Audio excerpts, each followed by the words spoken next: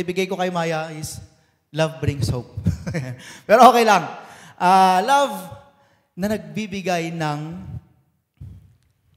ano ba yung hope? Pag-asa. Yun, thank you, Mick. Maybe, this is a no-brainer, pero dapat naman sana lahat ng pagmamahal, di ba parang lahat ng love, nagbibigay ng inspiration, nagbibigay ng hope. Di ko lang alam kung bakit yung ibang pagmamahal, nagbibigay ng despair instead of hope. Di ba? Nagbibigay ng hopelessness instead of inspiration. Di ba? May ganun ba dito? Wala naman sana. Wala naman sana, di ba? Pero, ayun nga, ang nakakalungkot, yung mga ibang kasama natin, even if they know na heartache ang dulot ng pagmamahal na yon, di ba? Go pa rin. Even if they know na parang dangerous, yung papasukin nila, go pa rin.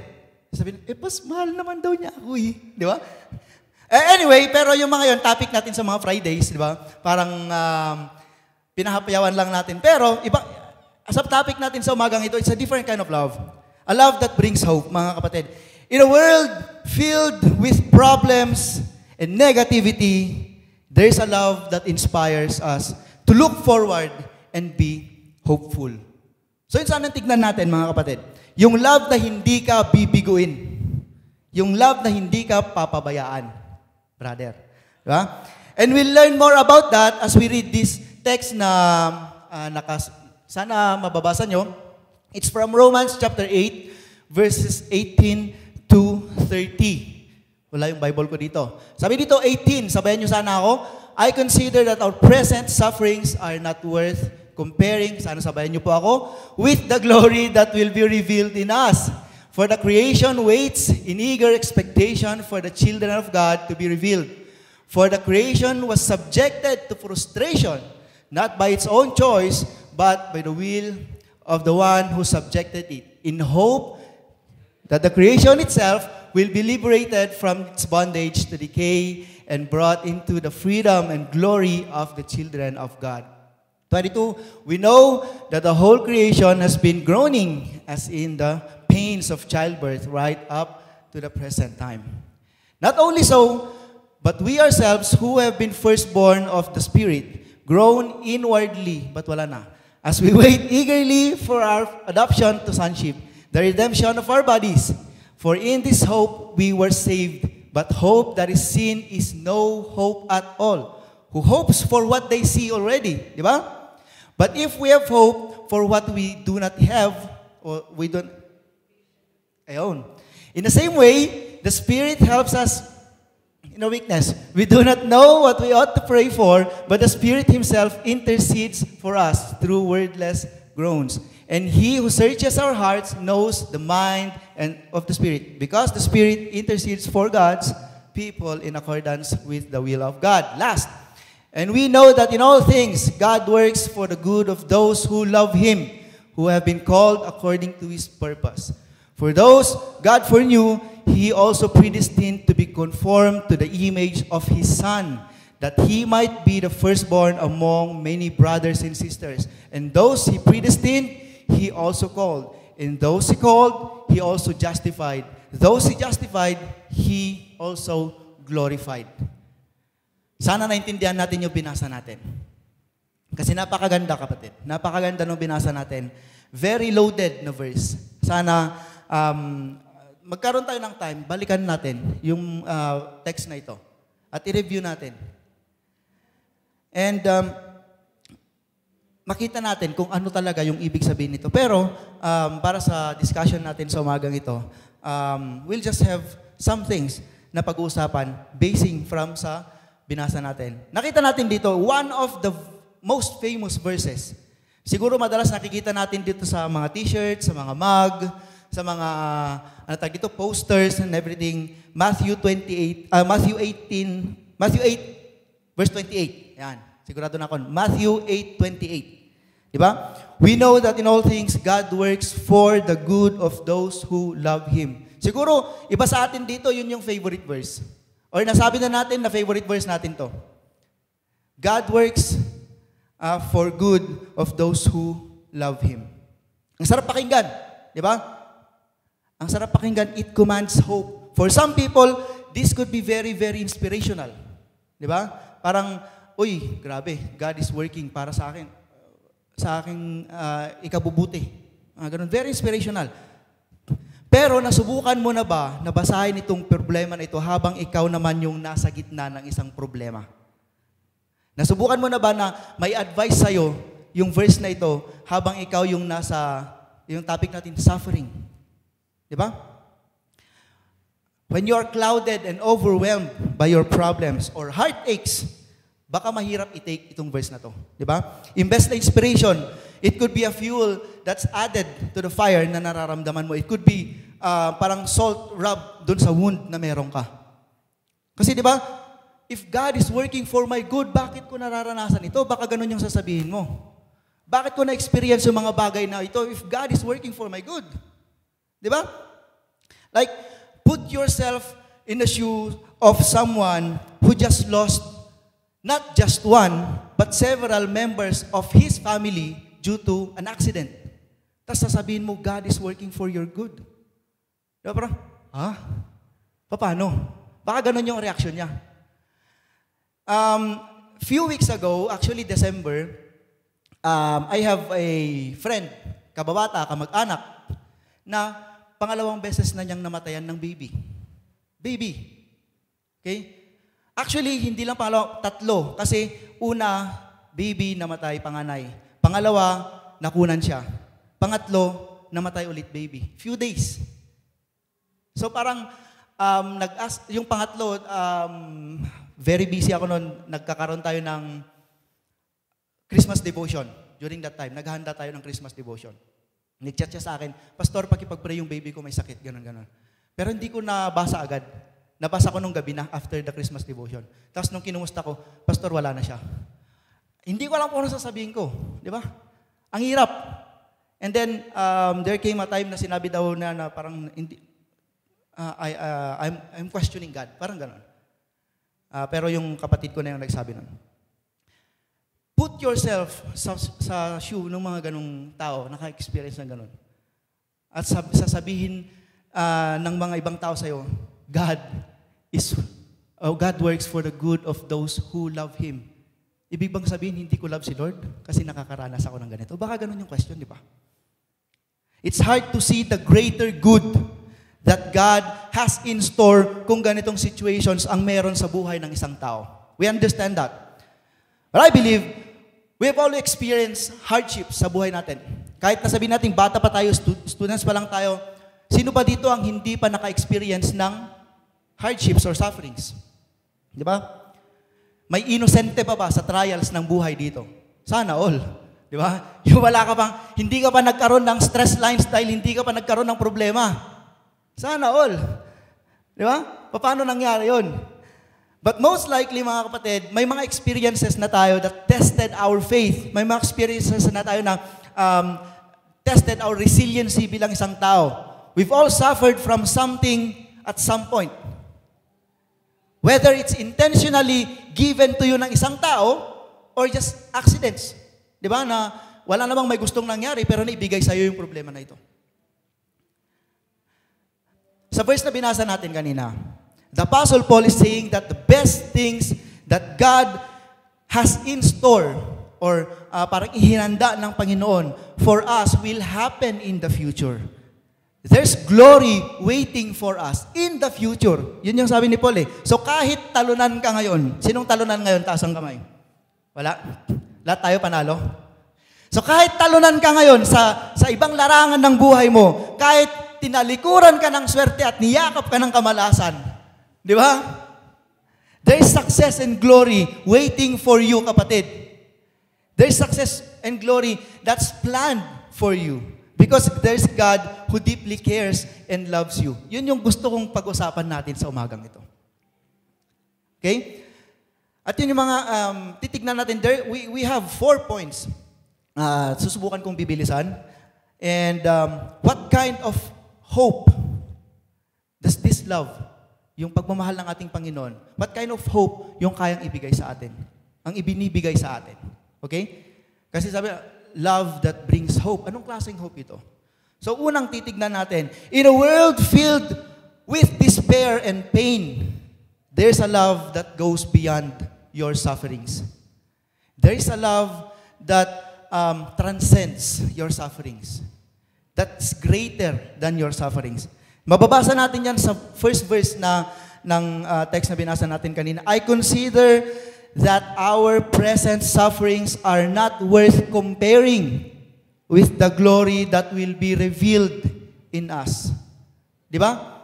Whatever suffering you're experiencing right now, they don't compare to the glory that will be revealed sa iyo, kapatid. Peter, ano na bang suffering ang na-experience mo? Sabihin mo na lang sa life group. Di ba? Baka magkaroon tayo ng dito. Pero note, mga kapatid, take note. Paul is not ignorant sa mga sufferings. Pero siya ang nagsabi nito, pero hindi siya ignorant sa mga sufferings. Hindi siya blind sa mga human sufferings at all. He probably has the most one of the most experienced pagdating sa sufferings.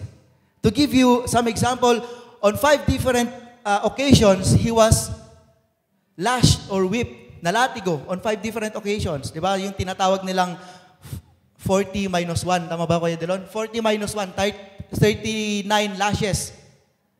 Okay? On 5 beses na naganon. On 3 different occasions, he was pinagpapalo ng rod. He was stoned. They tried to kill him, mga ganon. Na shipwreck din siya ng 3 beses. Nagpalutang-lutang, isang araw, isang gabi sa dagat. Di ba? Parang, ikaw, masubukan mo yun, ewan ko na lang. Di ba? Nanganib yung kanyang buhay sa iba't ibang situation, sa iba't ibang lugar, from iba't ibang tao. And Paul is not, parang sabi natin, hindi siya ignorant mula sa mga suffering sa buhay. Madami pa yun. Nagkaroon pa siya ng stress mula sa mga churches na sinusulatan niya. Kasi missionary siya eh. So, he experienced those things. Pero, still, di ba? He said that our sufferings today are nothing compared to the glory that awaits us. Di ba?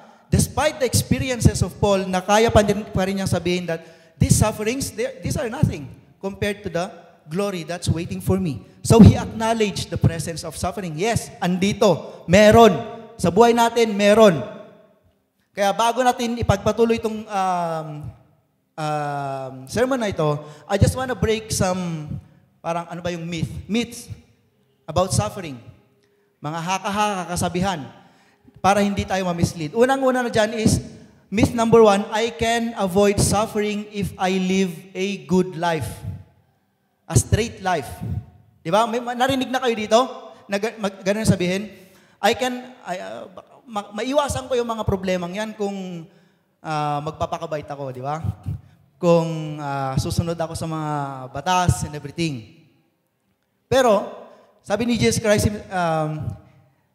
siya mismo yung nagsabi na trials and tribulations will come sa buhay mo. The Bible is honest, mga kapatid. Hindi natin maitatago ito. As long as you're with Christ, lapitin ka ng trials. As long as you're with Christ, lapitin ka ng sufferings. Carry your cross every day. Sabi nga niya, di ba? And follow after Him. That's one way of suffering. Plus, if you're with Christ, hindi ka talaga lulubayan ng kaaway. Di ba? Because if you're with Christ, your enemy will attack you. Parang ganun lang yun. And if you haven't suffered yet, katulad ni Peter, sabi niya, hintay ka lang kapatid, dadating din yan. Di ba? If you haven't tried yung mga sufferings, hintay-hintay lang, darating din yan. No matter how righteous your life is, kakapitan ka din ng suffering. Yun yung itatak natin sa isip natin. Kahit na di ba, parang yung mga fitness, natin dito, si Peter na lang ulit. Kahit mag-exercise ka ng bonggang-bongga, kumain ka ng tama, di ba, kinakapitan ka pa rin ng sakit minsan? Parang ganun lang din yun eh. Even if you live your life straight sa righteousness, kakapitan ka pa rin ng hindi maganda kasi hindi mo man control yung paligid mo. Ganun lang din yun. So, we cannot avoid sufferings even if we live yung good life natin. And para mas maliwanagan tayo, ito yung pangalawa, I am suffering because God is punishing me. Myth number 2. Di ba? We are hearing this a lot. Siguro pinaparusahan ako ni Lord kasi ganito. Di ba? Kasi ganito yung ginawa ko. Kaya ako na-experience ito ngayon. Mga ganun. Parang simple deduction. God loves us so much, mga kapatid. So why would He enjoy punishing you? Di ba? If God loves you so much, which is alam natin na tama naman yon, then why would He enjoy punishing you? Through sufferings. Di ba? Most of the time, our suffering is because of our own actions. Kung hindi naman, kagagawan ng ibang tao. Kung hindi naman, wala lang. Dumating na lang bigla. Di ba? Kasi minsan, yung mga sufferings natin, they are like wake-up calls. Katulad ni Jonah, di ba? Yung suffering ni Jonah parang wake-up call para sa kanya eh. Para lumapit siya at matauhan para matauhan siya at lumapit sa ating Panginoon. Di ba? May nabasa ako, God put Jonah sa belly ng fish so that Jonah will call out to him. Parang gano'n, yung nabasa ko. O sometimes, parang kay Job. Sabi nila si Job was the most righteous man during his generation, during his time. Pero bakit niya na-experience yung mga suffering na na-experience niya? Namatayan, nagkasakit, and everything. Nawalan ng kayamanan, lahat-lahat. Di ba? And how about Jesus Christ? May kasalanan ba si Jesus Christ? Sa tingin niyo, pinanis siya ni Lord dahil sa kasalanan ni Jesus Christ? Hindi naman, di ba? Pero still, He suffered. So, mga kapatid, darating at darating yung suffering sa buhay natin. Ang tanong lang, paano natin ito i-take? Paano natin ito tatanggapin? Okay? Now, we know that suffering is unavoidable. We also know that God does not give suffering for His enjoyment.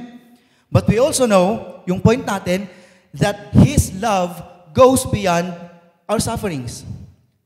Yung verses na binasa natin kanina, the love of God has the power to overcome and transform the sufferings and pain into something beautiful. Yun sana yung hintayin natin. We have to see that. We have to believe in that, mga kapatid. Kailangan makita natin, paniwalaan natin yun. Kasi kung hindi, we will be blinded by the sufferings that we have dito sa mundong ito. Diba? Kung hindi natin nakikita, hindi natin makikita yung pag-asa na dala ng pag-ibig ng ating Panginoon. Without the heavenly hope, okay? Without the heavenly hope na balang araw, I will achieve kung ano yung hinanda ni Lord para sa akin. Kung wala yun sa buhay natin, what's the point of being a Christian? Di ba? Kung wala yung hope na yun, anong silbi na nandito tayo ngayon? Wala lang, ina-enjoy lang natin yung company ng bawat isa. Di ba? Wala lang, gusto lang nating pumunta dito kasi wala tayong magawa. Ganun lang yun.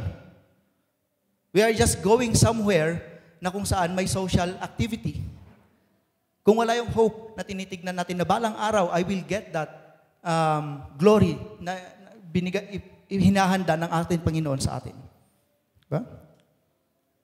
So, sana makita natin mga kapatid, sana makita nyo ngayon that there is hope, that there is glory waiting for you. Okay? Pero, ayan, dapat makita natin yung pag-asa na dala ng pag-ibig ng ating Panginoon because His love transcends all sufferings. And pangalawa, in a world that's filled with uncertainties, there is a love that secures our future.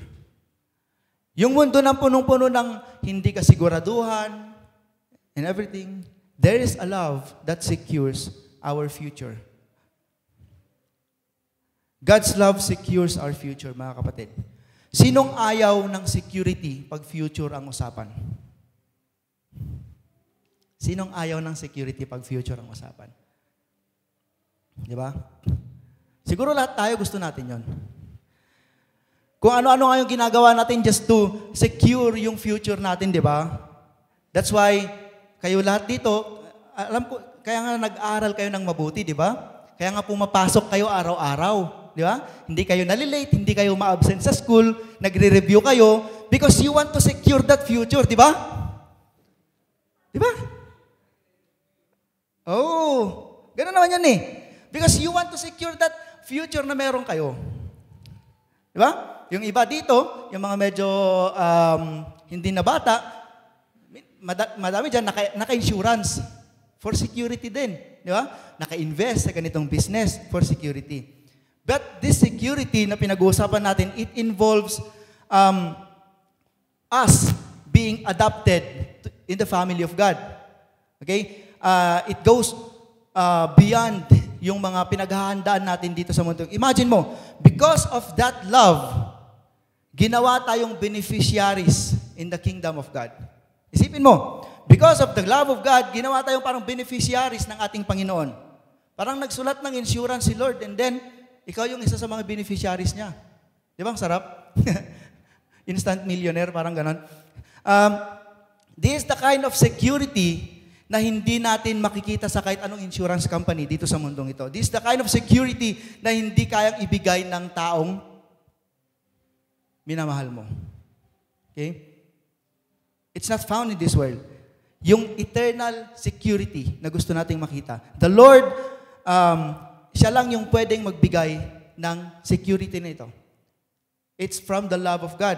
But now, what I'm saying is, your investments dito sa mundong ito, they are not useless. Go, mag-invest ka lang. Di ba? Mag-aral ka ng mabuti, secure your future dito sa mundong ito. By all means, go ahead. But do not forget your heavenly investment. Kasi mas mahalaga yon. I don't know kung napanood nyo na yung illustration natin about eternal life. Wala akong tali eh. This is from Francis Chan, di ba? Parang, imagine nyo na lang, dire-diretso itong tali na to, walang end. Parang ganon. And then, this is your life dito sa mundong ito. Itong silver na ito yung elementary days mo, ganon. Yung black, ito yung high school. And then, nag-college ka, dito mo na nakilala yung mga nandito ngayon, ganon. And then, kung maswerte ka, nagpatuloy dito. Kasi nakapag-asawa ka. Paano kung naputol, di ba? Parang ganun lang yun. Kung maswerte ka, nagpatuloy dito, nakapag-asawa ka, nagkaroon ka ng mga anak. But that's it. How about the longer line? Yung endless line na sinasabi natin, yun yung eternity. Kung i-compare natin, yung investment natin sa pag-aaral, nandito lang yun. Yung investment natin dito sa mundong ito, ganito lang yun. How about the investment ng mas mahabang linya? Yun yung gusto kong makita natin, mga kapatid. Go ahead and do whatever it takes para makamit mo yung mga goals mo dito sa mundong ito. Pero huwag mong kakalimutan na may goal ka rin dito sa eternal goal, sabi nga natin. At yun ay may bibigay lang na sa atin ng ating Panginoon. Imagine, kung abot ka ng 80 years, ba? 80 years versus eternity. Saan ka doon? Diba? 80 years versus forever. Saan ka doon? So, saan mo ibinubuhos yung investment mo ngayon? Diba? So kapatid, huwag nating kalimutan at huwag nating i-overlook that the love of God will secure our future. Sana tanggapin natin yung pagmamahal ng ating Panginoon. And then number 3, in a world filled with traps and weakness, there is a love that offers protection. May pagmamahal na nag-offer, magbibigay ng protection sa atin. Okay? Romans 8:26-27, binasa din natin kanina. We've mentioned earlier na hindi tayo lulubayan ng kaaway once we are with Christ, di ba? He's always looking for an opportunity to set His traps para sa atin. Di ba? Sabi na, verse 26, ayan, nandiyan pala. In the same way, the Spirit helps us in our weakness. We do not know what we ought to pray for, but the Spirit Himself intercedes for us through wordless groans. Mga kapatid, hindi lang yung future natin ang kayang i-secure ng pagmamahal ni Lord. Pero even now, right now, in the present, God's love offers protection para sa atin. Nang sa ganun, masecure natin yung future na yon. He is helping us sa pagkakataon na ito para makita natin yung future na yon. We have the Holy Spirit para nag-intercede sa atin during our weaknesses. The presence of the Holy Spirit is a manifestation of God's love din. Kasi ibinigay niya yung Holy Spirit sa atin so that magkaroon tayo ng guide, magkaroon tayo ng GPS dito sa mundong ito. Di ba? Magkaroon tayo ng someone who will tell us na, Peter, tama na, hindi na maganda yung ginagawa mo. Di ba? Or sa magsasabi sa'yo na, Jenica, gawin mo ito yung tama. Di ba? Narinig mo na yon? Ganun lang yun. He is putting that voice inside of us nang sa ganun magkaroon tayo ng guide, mga kapatid. So sana pansinin natin yung Holy Spirit pag naririnig natin yung pagtawag niya. Huwag nating isnabin. Meron akong nabasa.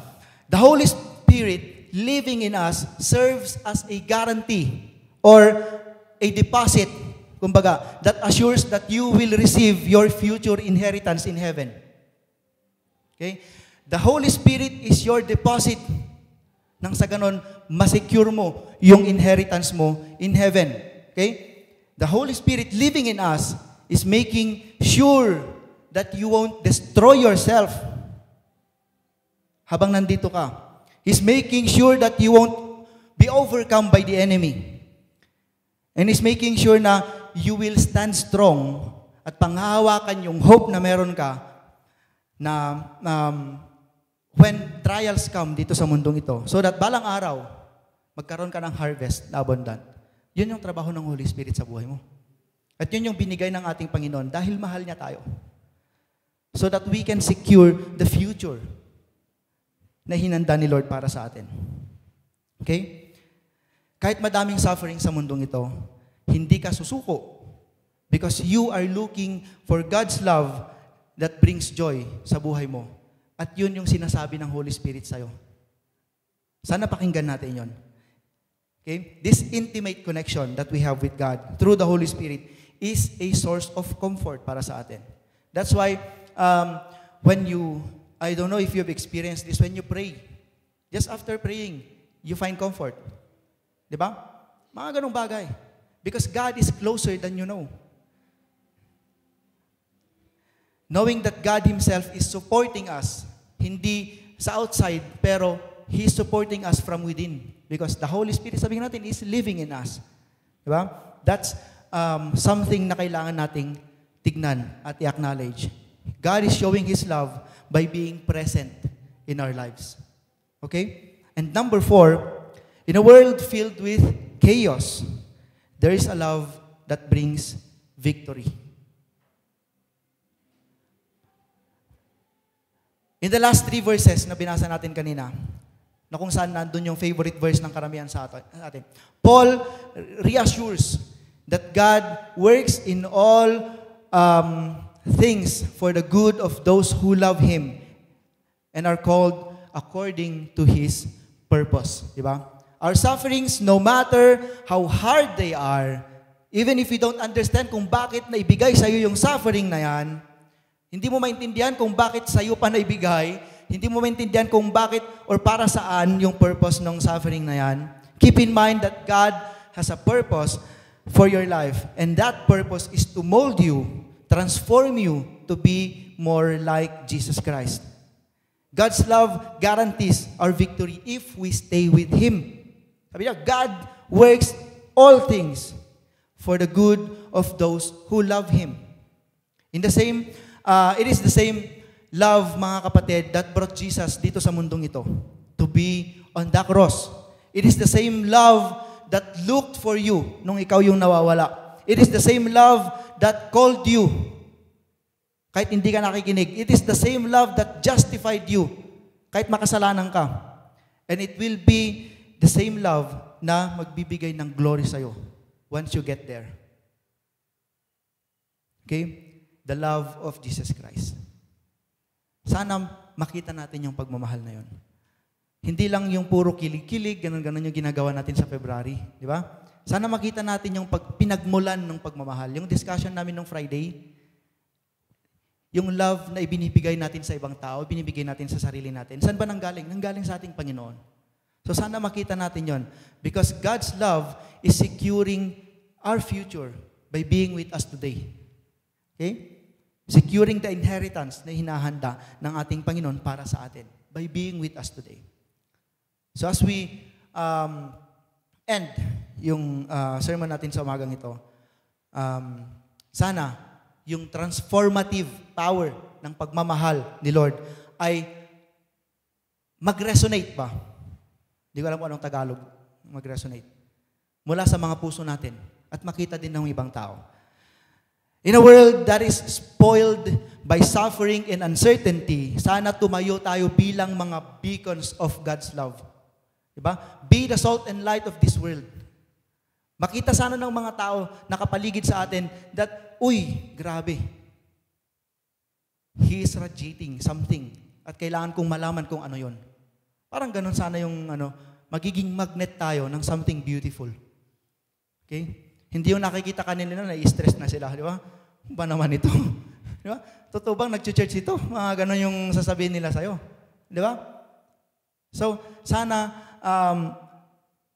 as we walk on this life, mga kapatid, sana makita ng mga tao din that we have been transformed by the love of Christ. Na meron tayong pinanghahawakang hope. Di ba? Na meron tayong nilulook forward.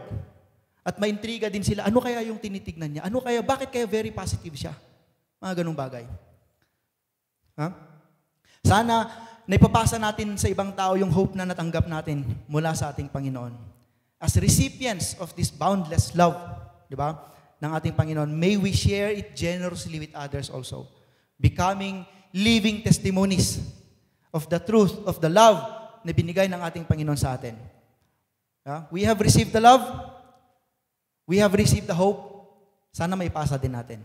Okay? On the other hand, if you're someone na struggling to accept and grasp yung idea of this hope, of this love from God, if you're facing a challenge in your life right now, and you find it hard to see that God is working for you, God is working for your good, okay?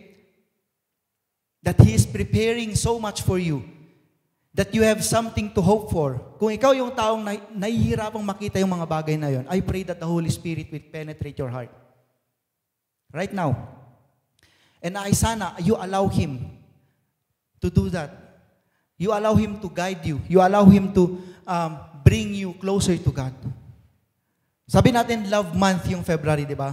So let's start spreading this love that we have received from God by showing yung pagmamahal na yun sa ibang tao. Let's encourage one another. Diba? Paano makikita to? Very simple example. Kung ikaw ba nagkaroon ka ng problema, how do you respond to it? Diba? Minsan, doon pa lang nakikita na if you have that hope in your life on how you respond to your problems. Paano mo naapektuhan yung mga tao nakapaligid sa'yo kung nakakatanggap ka ng mga challenges sa buhay. So sana, doon pa lang ipakita na natin that, hey, I have hope, so this problem won't bring me down. Kasi I'm hoping for something better in the future. Diba? Sana ganun tayo, mga kapatid. Can we make that commitment also? Kaya natin? Christine? Yeah? Sino yung mga problematic dito?